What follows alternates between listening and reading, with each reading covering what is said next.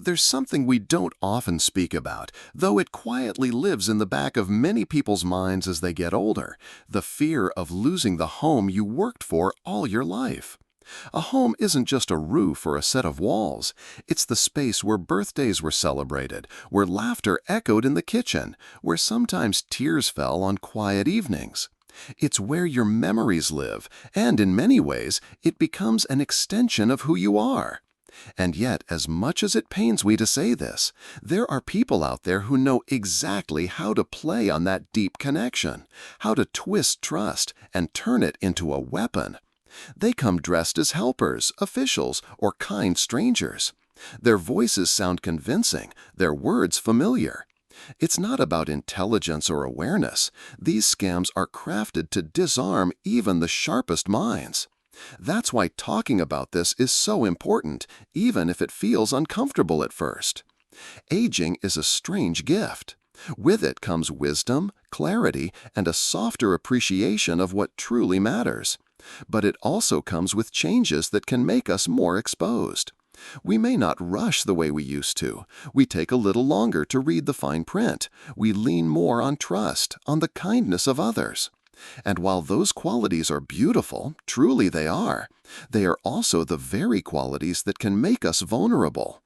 Think of it this way: a flower in full bloom is admired for its openness, but that openness also makes it delicate. That doesn't mean the flower should close itself off. It simply means it needs a bit of extra care and gentle protection. You might have felt moments when a phone call left you uneasy, when a letter seemed too urgent, when someone at the door insisted they were just trying to help. Perhaps you brushed it off, telling yourself not to be suspicious.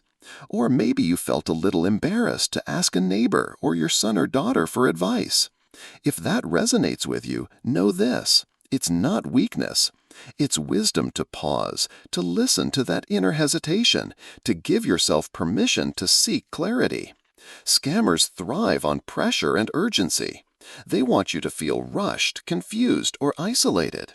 And so one of the most powerful things you can do is slow down.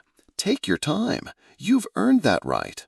Your home, your life, your decisions, they deserve a thoughtful pace, not someone else's hurried push.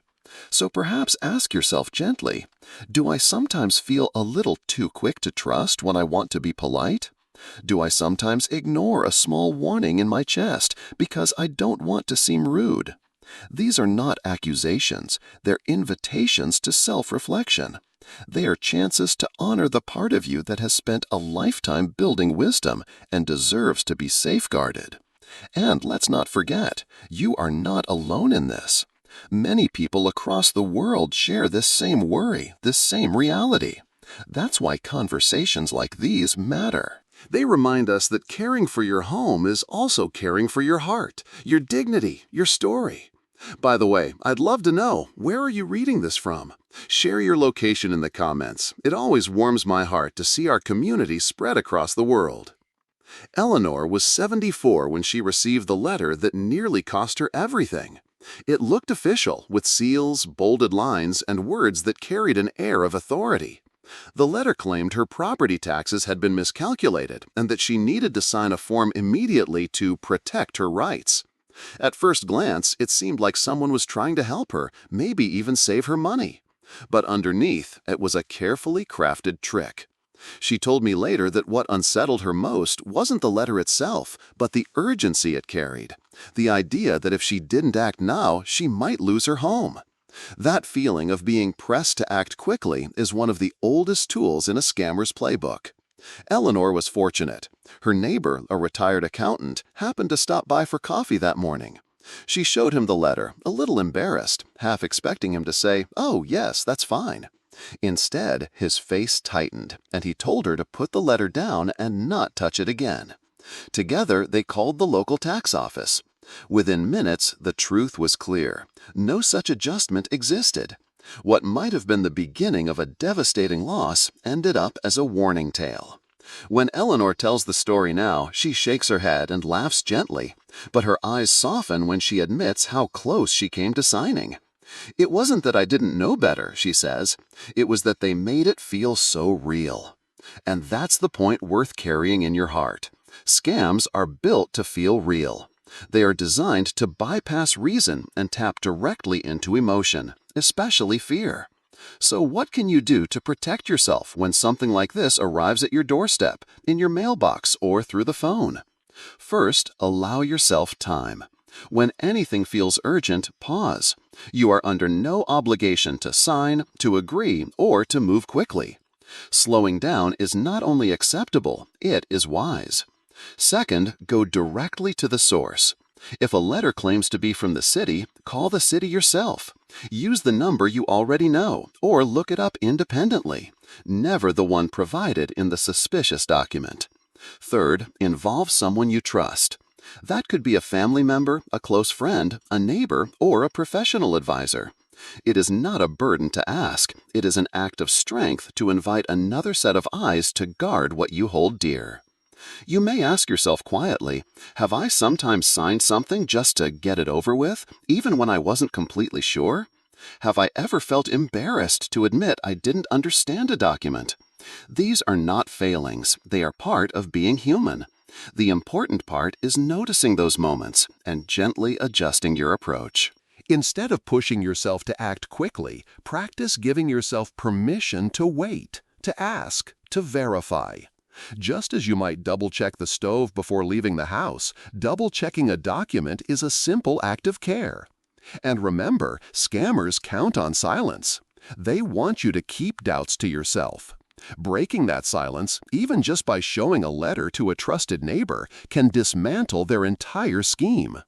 If Eleanor had kept her worry inside, her story might have ended very differently.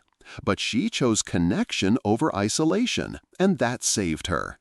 Let her story remind you, vigilance is not paranoia, and asking for help is not weakness. It's wisdom in action. If you find this kind of advice helpful, make sure to subscribe so you don't miss the next part. I promise, it could protect you or someone you love. It's important to understand something that often goes unspoken. The way our brains change with time is not a flaw, but a natural shift. When you were younger, perhaps in your 30s or 40s, making quick decisions came easily, almost automatically. Now, in your 60s, 70s, or beyond, the mind prefers to move at a different rhythm. You may notice you pause a little longer when reading fine print, or you need to hear instructions twice before they feel clear. These changes are not a sign of decline. They are simply the way a wise mind conserves energy and seeks clarity. Yet, this is exactly where scammers aim their efforts. They don't succeed because people are careless or not smart enough.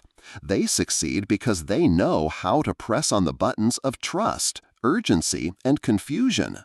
Let me share a little of the science, because sometimes naming what's happening brings peace of mind. As we age, the brain naturally slows down in processing complex information.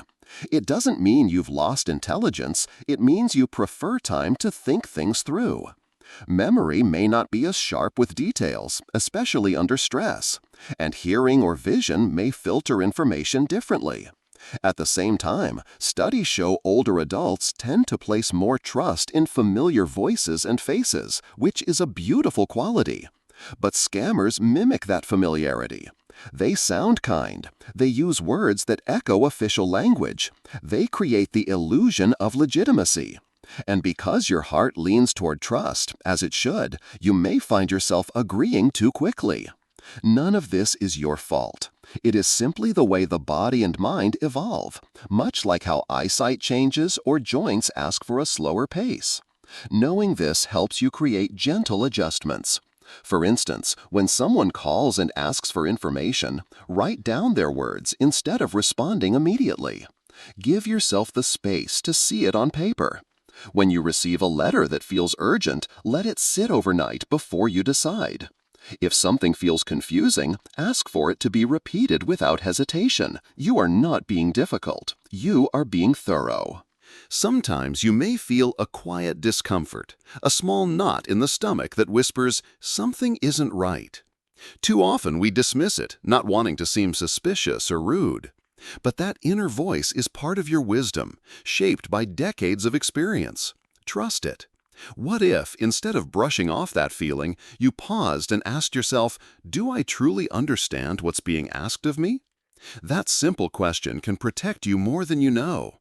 There is nothing shameful about needing repetition, about double-checking, or inviting someone else into the decision.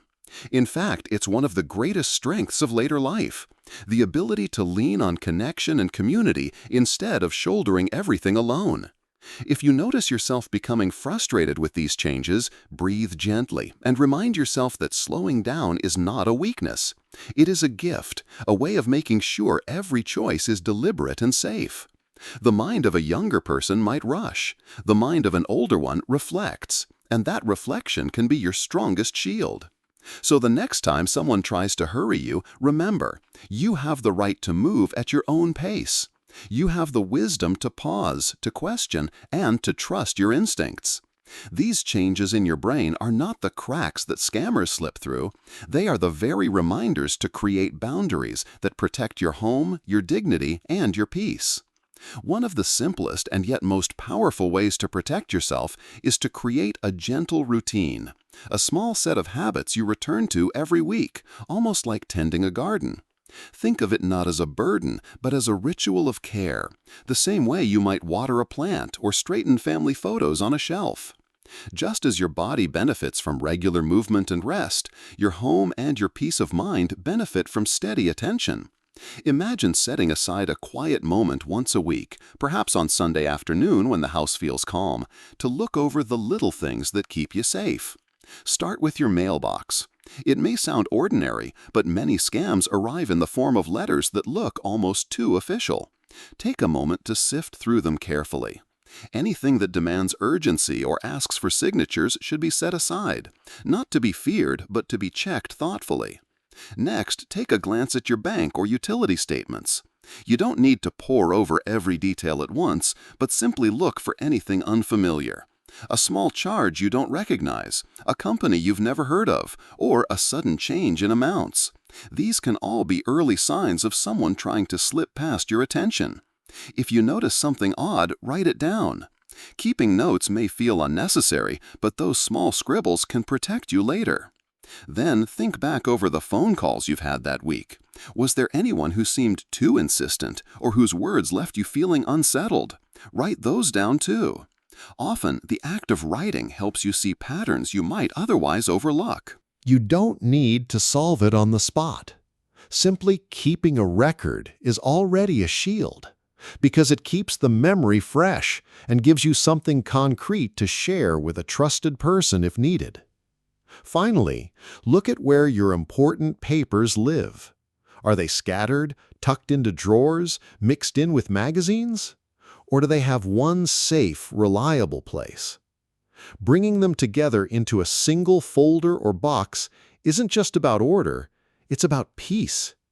You'll know exactly where to look, and you'll know if something is missing.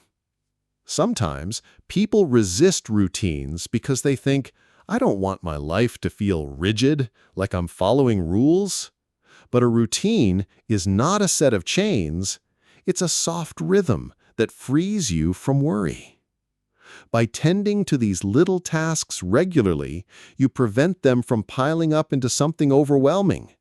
You protect yourself not through fear, but through gentle awareness. Ask yourself kindly, do I sometimes brush off small details because I feel they're not worth my attention? Do I sometimes think, it'll probably be fine, even when something feels slightly off? Building a routine is a way of respecting those quiet feelings, giving them space to be noticed and acted upon. It doesn't take much, just a short while once a week, maybe even while you enjoy a cup of tea. Over time, this practice becomes second nature, like checking the locks before bed or putting on a seatbelt in the car. These steps aren't meant to make you suspicious of everyone or everything. They are meant to give you confidence, so that when the world brings a letter, a call, or a knock at the door, you meet it not with fear, but with calm strength. In caring for your home this way, you are not only protecting walls and documents, you are honoring the life you built inside them. And that is worth every small, steady step. Believing you're too smart to be scammed is like believing you're too healthy to catch a cold. Wisdom and strength reduce risk, yes, but they do not erase it. The real wisdom lies not in thinking it can't happen, but in preparing gently for the possibility that it might. And preparation doesn't have to mean living in fear. It can be as simple as saying, I will always take my time before signing anything, or I will talk to my daughter before I respond to a letter that feels urgent. These are small promises to yourself, acts of quiet protection. Think of the elders who never locked their doors decades ago because they believed their community was safe. Many of them now turn the key at night, not because they are less brave, but because they understand that times change and care is a form of love. The same is true here. Protecting your home is not a sign of weakness. It is an expression of love for everything you've built and everyone you care for. Ask yourself gently, do I ever dismiss warnings because I believe scams only happen to other people? Have I ever caught myself thinking I didn't need to double-check because I felt confident? These aren't judgments, only reflections, tiny lanterns that light the path towards safer habits. What matters most is not pride, but peace. And peace comes from knowing you've taken steps, however small, to protect yourself from those who would take advantage. If this touched you, consider subscribing so you always stay a step ahead of those who would take advantage. Tell me, have you ever faced a suspicious call or letter about your home? Share your story in the comments. You never know who your experience might help.